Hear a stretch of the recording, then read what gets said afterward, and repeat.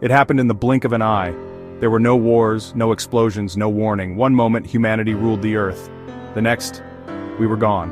No trace, no bodies. Just empty streets, abandoned cities, and a planet taking its first breath without us. This is the story of what happens to Earth after humans disappear.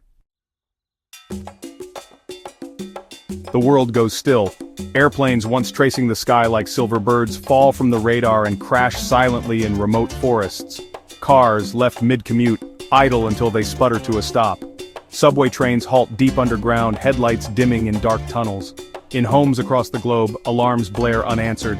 Coffee brews for no one, showers run empty, text messages go unread, and live streams flicker out into static. Dogs whine at doors, cats prowl in confusion, zoos fall into chaos, and farm animals stare toward the fences, unaware they'll never be fed again. But outside, the wind moves freely. Without humans, fossil fuel plants shut down automatically. Nuclear plants engage emergency cooling systems. The grid begins to collapse. Skylines fade into darkness. New York, Tokyo, Paris, once glowing symbols of civilization, are now just silhouettes under the stars. And for the first time in centuries, the night sky becomes clear. No smog, no haze, just stars, glittering like ancient watchers. Coyotes venture onto the streets of Los Angeles. Bears roam the parking lots of Canadian suburbs. In India, elephants walk through marketplaces. Nature isn't hesitating, she's reclaiming what we borrowed.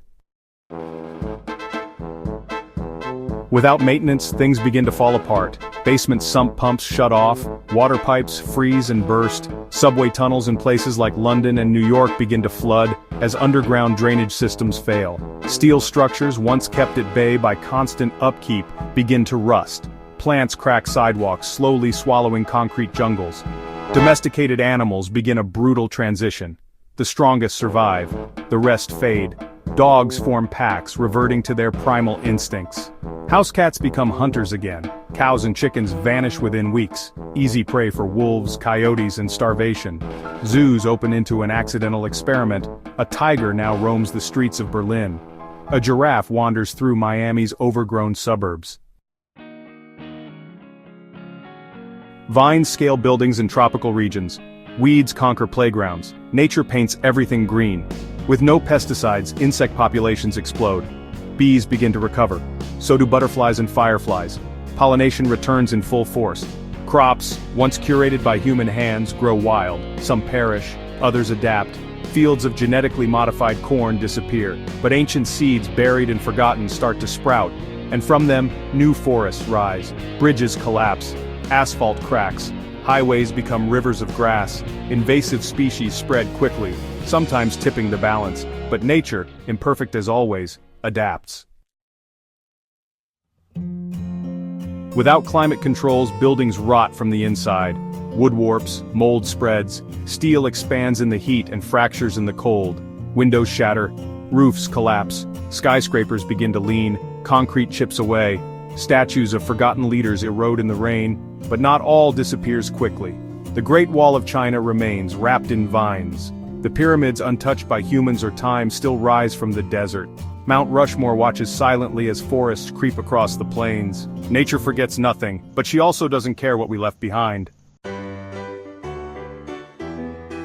The tallest buildings fall. New York is now a forest with rusting skeletons of what once was.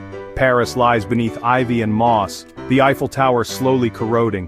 Dubai's glass towers are shattered, their foundations flooded with sand. The oceans grow cleaner. Coral reefs, once bleached, return in glowing colors. Whales grow bolder, singing in oceans that echo once more. Plastic still floats on the tides, but even it is breaking down. Human history is now visible only in fragments. A collapsed bridge here, a stone floor beneath a jungle, a doll half buried in dirt. Books are gone. Paintings have faded, hard drives have long since corroded, their data unrecoverable.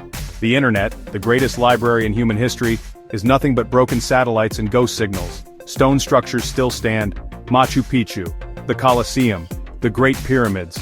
But without context, they're mysteries once again, like the ruins we once puzzled over. What remains of us are the things we didn't mean to last: ceramic, plastic, bronze, a child's plastic toy, a sealed landfill, a buried subway car. Our cities are gone, but our garbage remains. Continents have shifted, climate patterns evolved. Most traces of humanity are gone, reclaimed by the Earth. But maybe, just maybe, an alien explorer lands one day. They find the remnants of a satellite orbiting Earth, a gold record, a message etched in binary, maybe, a hint of who we were. They'll never know our songs, our hopes, our regrets, but they'll know we were here, for a while. And so the Earth continues. Not better, not worse, just different. The planet doesn't mourn us. She doesn't celebrate us either. She just continues, breathing, living, one sunrise after another, because in the end, the Earth was never ours. We were hers, for a blink.